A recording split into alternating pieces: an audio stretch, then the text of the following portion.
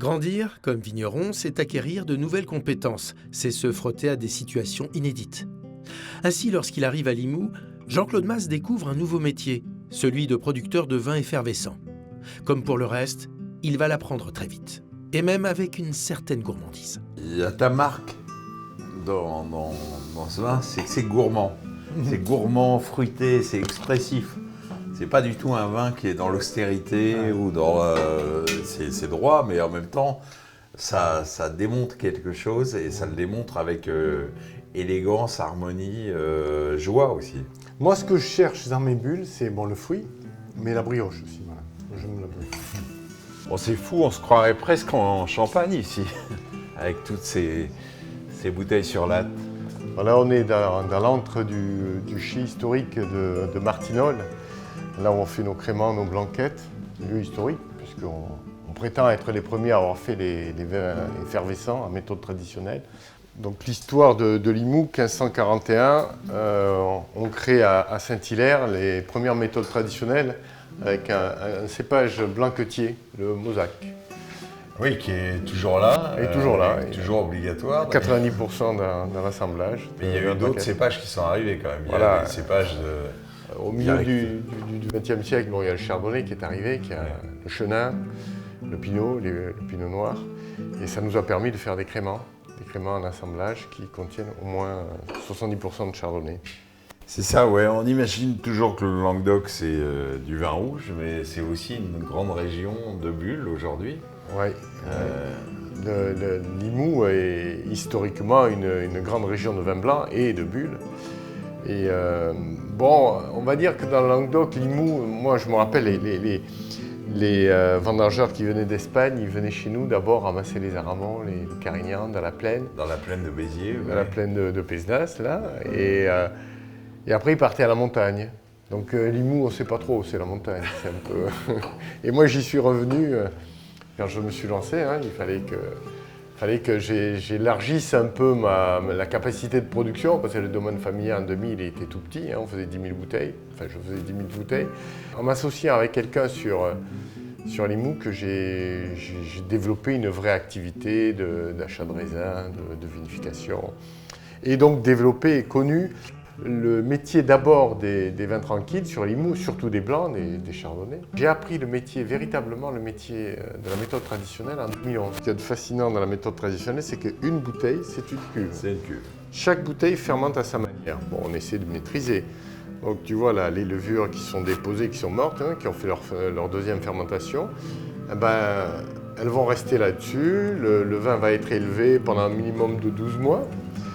Et au bout de 12 mois, on va commencer à envisager de le dégorger. Avant de le dégorger, il faut le remuer, il faut faire tomber toutes ces levures qui vont descendre dans le goulot. La bouteille finira ce qu'on appelle sur pointe. Elle va aller au champagel, gelée, retourner, expulser. Il faut voir qu'il y a 8 bars là-dedans. Il y a 8 bars. Dosage, méthode de dosage de la liqueur d'expédition, bouchage, filetage. Ce qui est incroyable, c'est que tu fais plein de métiers différents. En Champagne, on en parlait, les gens ils font du champagne, mais ils ne s'amusent pas à faire des rouges, enfin un petit peu, mais pas beaucoup. Ouais, toi, tu as appris plein de métiers. Oui, c'est le one-stop shopping. On va faire la méthode traditionnelle, on fait des vins tranquilles. Et après, je me suis frotté à faire des vins doux naturels du côté de Thuir. Voilà. Ouais. Beaucoup de rosé aussi. Beaucoup de rosé, vin blanc, vin rosé. Ouais, on va dire qu'il y a dans le vin, il y a plusieurs métiers. Parce que le métier faire de la méthode traditionnelle, ça oblige une certaine viticulture qui n'est pas du tout la même que faire des vins blancs tranquilles. On recherche des acidités, on recherche des sous-maturités. Alors que dans le vin tranquille, on va rechercher la maturité parfaite. Donc effectivement, ça permet de faire travailler son cerveau. Et ça, c'est ce qu'il y a de fabuleux dans le métier. Parce qu'on a un rapport avec la nature et il faut tout le temps se remuer les ménages. Ça demande quand même un sacré remue-ménage et une sacrée souplesse. C'est aussi une région qui permet ça. Voilà, c'est un peu la région, sa diversité est extraordinaire. Et moi je dis toujours, planter une vigne ici c'est facile, lorsqu'on choisit le bon cépage, le bon terroir, le bon accès à l'eau, enfin, l'environnement, on peut faire venir tous les cépages. Et qui dit tous les cépages, dit faire tout type de vin. Je m'amuse à faire aujourd'hui des cépages italiens, une grande acidité comme les Montepulciano. Voilà. Et celui qui est arrivé ici avec le chardonnay, il y a des vignerons qui, dans les années 80, fin des années 80, ont dit « je vais planter du chardonnay », on les a pris pour des fous. Autre découverte, les vieux Rivesaltes et le vin doux naturel. Pour Jean-Claude Mas, l'homme pressé, ce vin qui demande patience et longueur de temps ne faisait pas partie de son univers. Mais quand il a découvert les vieux fûts dormant dans un chai de l'Auriga, son domaine du Roussillon, la finesse de ces vins ne l'a pas laissé insensible. Alors là, on arrive dans un métier que j'ai découvert en reprenant l'Auriga, le hordage, le vin doux naturel. Le Rivesaltes, ça c'est vraiment, oui, c'est pas ta culture. Ah non, là c'est... Et puis alors le Rivesaltes, il faut attendre parce que c'est 2011. Ouais. C'est mis en... C'est en vidange. C'est en vidange, c'est au chaud, au froid. C'est à l'opposé de ce qu'on essaie de faire dans le mettre tranquille, quoi. Et le résultat, il est quand même surprenant. Alors ça, c'est assez bluffant. C'est assez bluffant et c'est pour ça que quand... Et du coup, tu continues. Je continue. Et figure-toi que ça commence à décoller. Après... oui, c'est quand tu as ces arômes-là. Ça fait 6 ans que je l'ai repris le domaine et là, ça commence à décoller. Ça vaut le coup d'être patient. Ouais. Donc les hordages, on assemble 3 millésimes, minimum 5 ans d'âge et minimum 3 millésimes. Ah, c'est bluffant.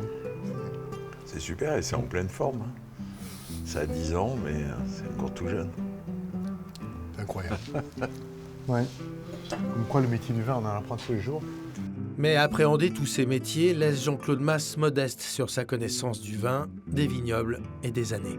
Dans notre métier, je pense qu'il y a quelque chose qu'il faut vraiment bannir, c'est cette notion de croire qu'on sait. Il n'y a pas un millésime qui se ressemble. Comment peut-on prétendre, je vais faire ça parce que... Non, il n'y a pas un millésime qui se ressemble. Moi, je peux dire que j'ai fait 22 millésimes. Je ne peux pas en dire que j'en ai fait plus. En 98, c'est là où je me suis vraiment intéressé au cave. Mais il n'y en a pas un qui se ressemble. Mais pas un. Donc il y a déjà cette notion de... On part d'une feuille blanche tous les ans. À partir de là, déjà, tout est plus simple, parce qu'on est à l'écoute de tout. Ça, c'est une de mes forces. Après, il y a ce que j'aime ça, quoi.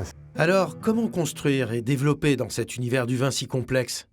On va le voir, Jean-Claude Mas a une méthode bien à lui.